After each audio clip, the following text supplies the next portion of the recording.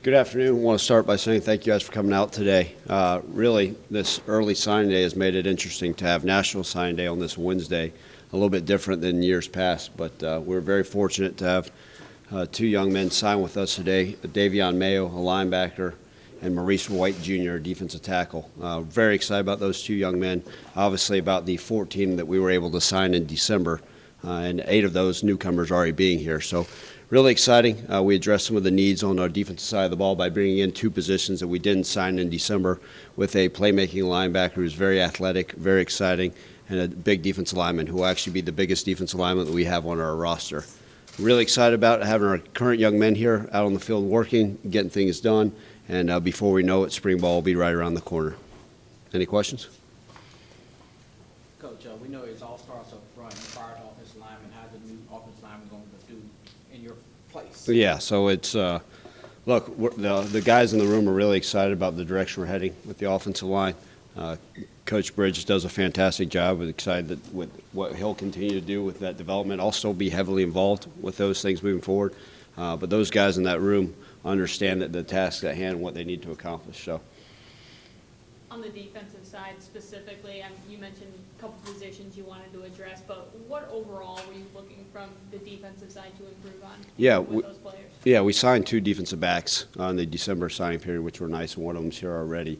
And then once we figured out who our defense coordinator was, obviously very fortunate, excited to have Mike McIntyre as our defensive coordinator. And once we realized the scheme we were going to be playing and what positions of need that we had, able to sit back, kind of peel back everything and see what we needed. We realized that we needed to have an inside linebacker, then come in and we found that guy in Davion Mayo, and then also a big defensive lineman, right? With what we're going to be able to do up front, we've looked at that as a position need and be able to add a junior college player that will be here and enroll with us this summer. It's really exciting.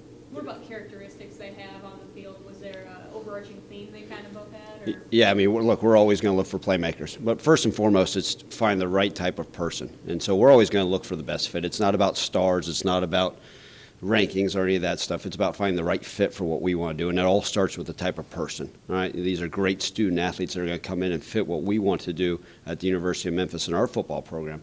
So that's the number one thing we look for first. And then, heck, they're fantastic defensive players that we know are going to fit our scheme well and get along and be great in our locker room. Hey, Memphis has played with a chip on their shoulder for the past 5 years. Now you got a championship. How do you make sure they keep that chip, that edge with them when they play? Well, I think it's an everyday approach. It's not sitting here. I told the guys yesterday when I talked with them, I said, what you did in the past, nobody cares about. Great, kudos to you guys, pat on the back. But and I've said this before, it's that Memphis versus everybody approach. And we're going to keep that mindset every single day. And whether it's in the weight room, in the classroom, you have to keep that chip on your shoulder. And if you're not hungry, we'll get run over. So we're going to continue to pound that into their heads that we've got to continue to work to improve.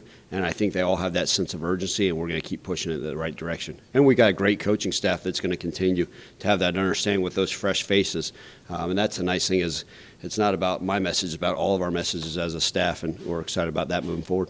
You talked about the fit and fit and family and all that, and that's really good. What about the fit as far as who out of this class you think will have a chance to play early, or are you even looking for them to get on the field? Yeah, so, when you have 16 signees, the nice thing is we're going to throw it into the mix. A great competition. I've told you guys that since 5 years ago is I love competition. And every single player that we sign is going to have the opportunity to go out there and compete.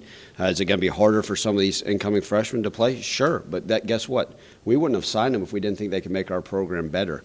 And those guys that fit, they may fit at a different spot here or there. The nice thing is a lot of these young men are getting that opportunity in the spring to see how they'll compete and where they'll stand up. And then those other guys will be joining us here in June. That's another nice piece is that, hey, let's throw them into the mix and see what happens. Did it feel like a recruiting win when you get Brady White and DeMonte Coxie coming back? Yeah, we look back at those things, anytime you get fantastic young men and fantastic football players that say, I want to continue to be a part of that program. 2 guys that had the opportunity maybe to pursue other opportunities and look into the NFL in their future, decide, hey, you know what's best for me? A guy like DeMonte Coxie knows, hey, I want to come back, continue to help out my draft stock, but most importantly, graduate. And I think that speaks to the young men's character. And Brady White talking about his teammates and the success that he knows we can have offensively and as a team as a whole and being around his brotherhood. To me, that's exciting. And, I look at another win. I think it goes unseen. I look at this coaching staff, these 10 coaches, plus our support staff, from top down with recruiting to operations. I think it's the best in the country. So to me, I look at those as constant wins by being able to put those people together and those pieces of that puzzle that will allow us to have success for a long time at Memphis. What was your approach with Brady and DeMonte in terms of whether it was convincing them or laying back and letting them make their own? How did you approach that? I think with everybody that I come across with, whether it's a player, whether it's a coach, whether it's a parent, whoever it may be, is be very open and transparent. And I think when players get to see, hey, you want their best interests at heart, and you're going to tell them, hey, there's pros to this, there's cons to this, this is how I believe and see things. And I think at the end of the day, when they know that you want their best interest, whatever it may be, and you're going to tell them exactly the truth, and I think that was part of it. Those guys said, hey, look, there's a lot more pros coming back to University of Memphis, being a part of this football program, moving forward and seeing what kind of success we can have. That's the exciting part about it. And look, it's an easy sell. I mean, look, we've got wonderful fans, the community, the university itself. I mean, there's too many things that sell itself where I'm not out there having to beg these young men to come back. They're excited to come back and continue to lead our team in the right way.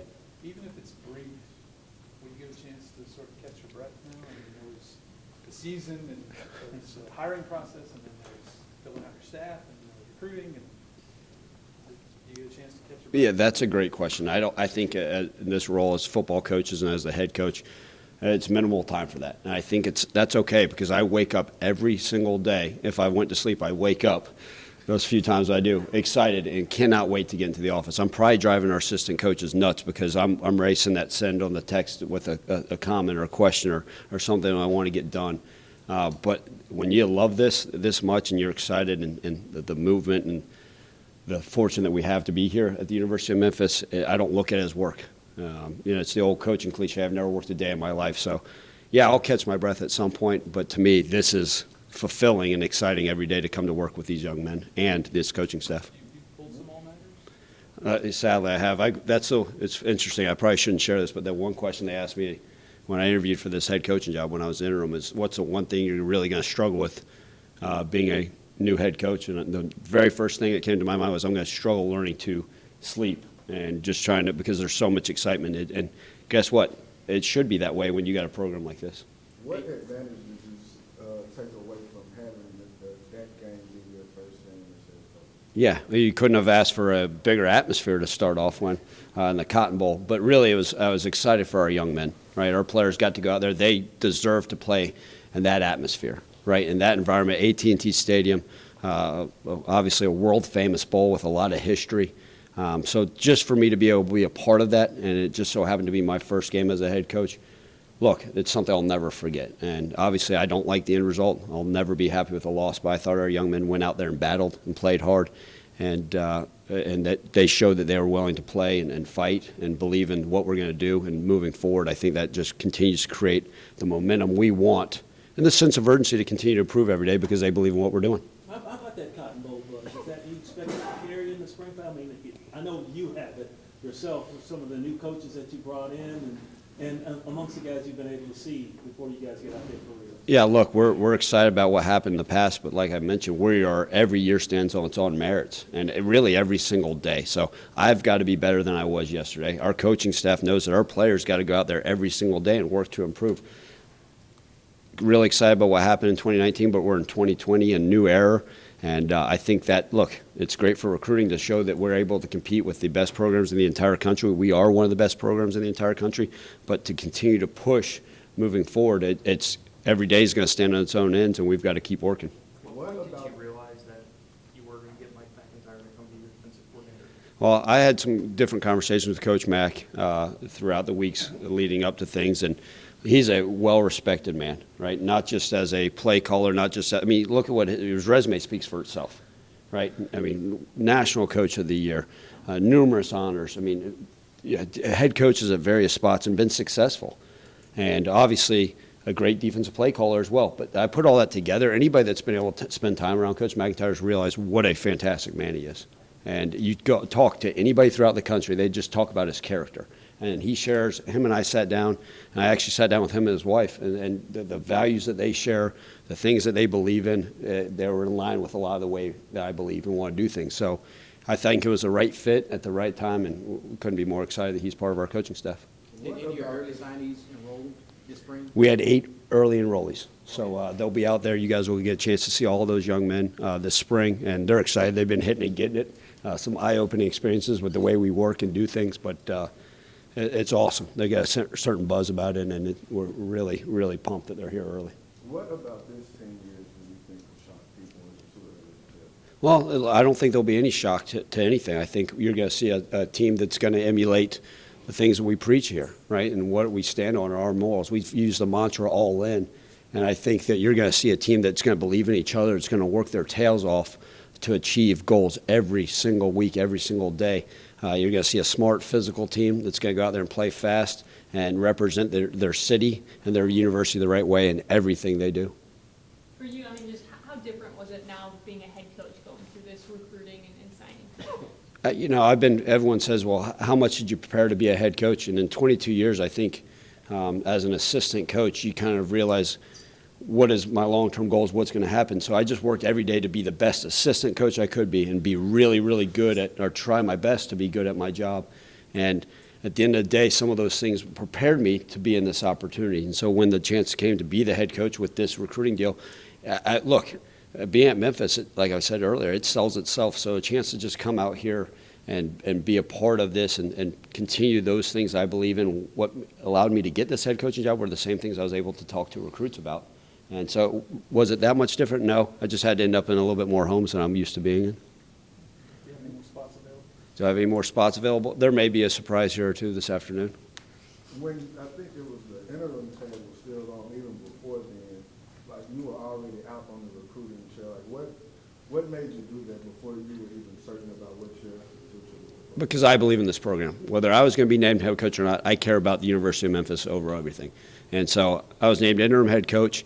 I was supposed to be in an in-home visit at 5 o'clock that night. I had to do a press conference with you guys, which I enjoyed. I had to do a Cotton Bowl press conference, a teleconference with Coach Franklin. And I got on my flight, and I was 4 hours late for my in-home dinner, but that's okay. We got the recruit. He signed. He's already working out in the weight room right now as we speak. And then for me, it was being able to push and keep that class intact. And to me, that was huge. It was, again, whether I was going to be head coach or not, I wanted to see the university and the football program succeed. And even the morning of my interview, I was in schools visiting with prospects because I believed that was the best way to continue to do this thing the right way.